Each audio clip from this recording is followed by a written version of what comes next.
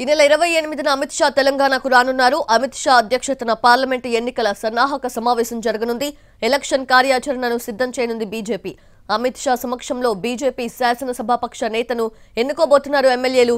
10 parliament నియోజకవర్గాలపై focus పెట్టింది కమల దళం.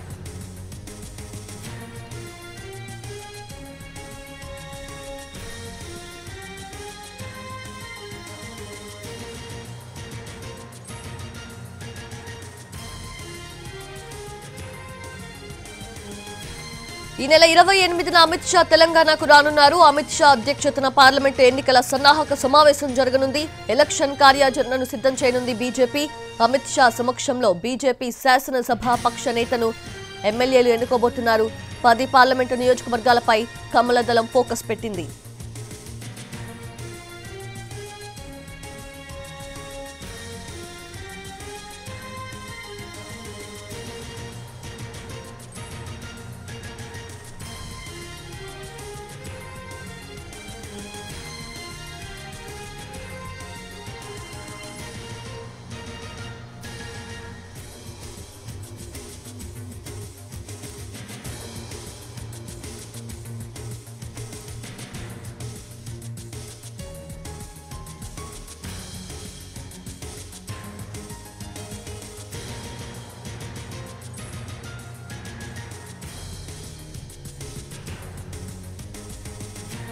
అమిత్ షా ఈ నెల 28న తెలంగాణకు రానున్నారు.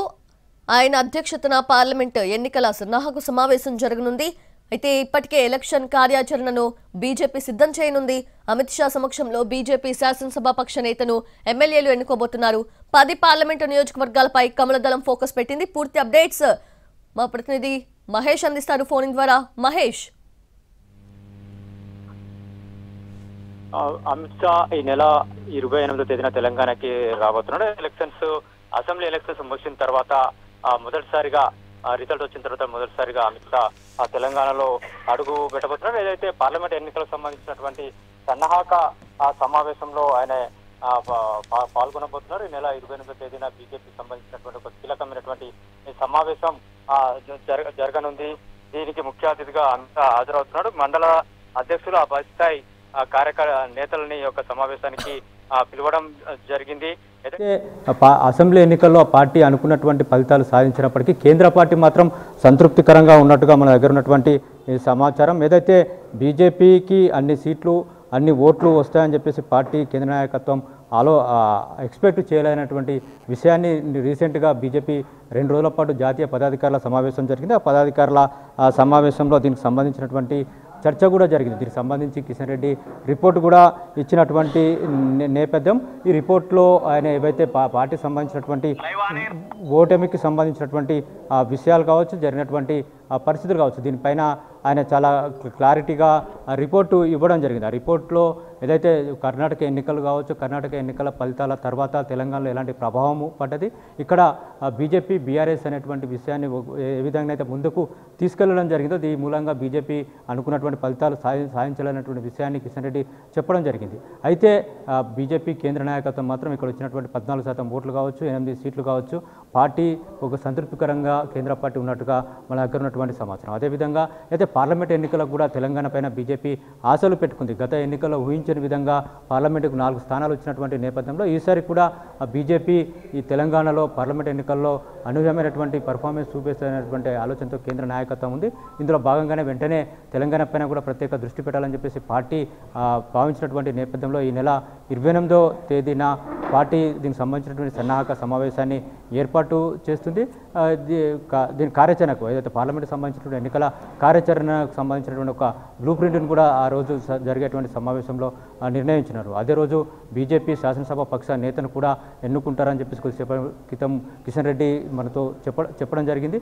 ఆ రోజే బీజేఎల్పీ నేతను కూడా అమిత్ షా సమక్షంలో ఎన్నుకునేటువంటి అవకాశం ఉంది. ప్రధానంగా బీజేపీ తెలంగాణలో 10 అసెంబ్లీ స్థానాల్లో ప్రత్యేకమైనటువంటి దృష్టి పెట్టింది. ఏవైతే గతంలో గెలిచినటువంటి 4 స్థానాలు ఏవైతే నిజామాబాద్, కరీంనగర్, ఆదిలాబాద్, సికింద్రాబాద్తో పాటు గత పార్లమెంట్ ఎన్నికల్లో ద్వితీయ స్థానంలో రావడం కానీ 15% కన్నా ఎక్కువ ఓట్లు వచ్చినటువంటి స్థానాలు ఏవైతున్నాయో వాటిపైన ఎక్కువ కాన్సన్ట్రేట్ చేసింది. మల్కాజ్గిరి కావచ్చు, మెదక్ కావచ్చు, మహబూబ్నగర్, చేవెళ్ళ ఈ నియోజకవర్గాలపైన, జహీరాబాద్ ఈ నియోజకవర్గాలపైన బీజేపీ ప్రత్యేకమైనటువంటి దృష్టి పెట్టబోతుంది. అదేవిధంగా రిజర్వ్డ్ స్థానాలపైన కూడా ఈసారి ప్రత్యేకమైనటువంటి దృష్టి పెట్టాలని చెప్పేసి బీజేపీ హైకమాండ్ ఆలోచిస్తుంది. దీనికి సంబంధించినటువంటి చర్చ కూడా 28వ తేదీన జరిగేటువంటి సమావేశంలో జరగనుంది.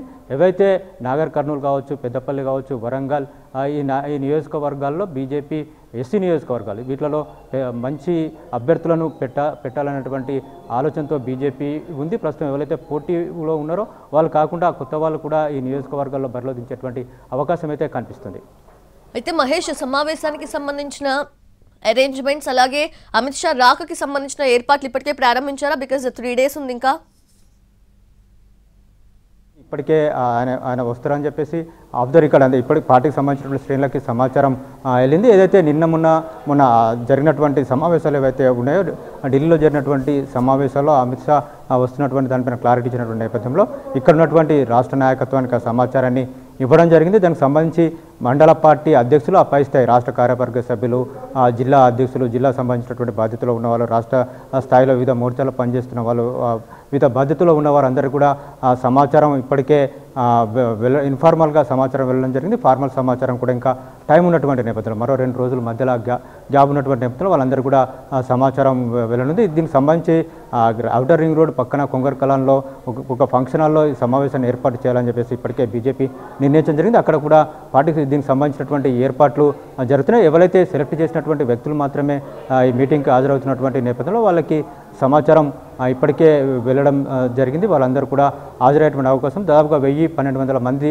ఈ సమావేశంలో ఉంటారని చెప్పేసి బీజేపీ రాష్ట్ర నాయకత్వం భావిస్తుంది. ఆ రోజు కీలకంగా దీనికి అసెంబ్లీ ఎన్నికలకు సంబంధించినటువంటి సమీక్ష కావచ్చు, పార్లమెంట్ ఎన్నికలకు సన్నద్ధత కావచ్చు, దీనిపైన చర్చ జరిగేటువంటి అవకాశం ఉంది. సమీక్ష జరిగేటువంటి అవకాశంతో ఒక బ్లూ ప్రింట్ పార్లమెంట్ ఎన్నికలకు సంబంధించినటువంటి ఏ విధంగా మనం ముందుకెళ్తున్నాం దానిపైన అమిత్ షా మార్గనిర్దేశనం చేయడం, దీనికి సంబంధించినటువంటి ఏర్పాట్లన్నీ కూడా జరుగుతున్నాయి. వాళ్ళకి ఎవరైతే రావాల్సిందో వాళ్ళందరూ కూడా సమాచారం వెళ్ళింది. Yes, Mahesh, thank you. Thanks for the live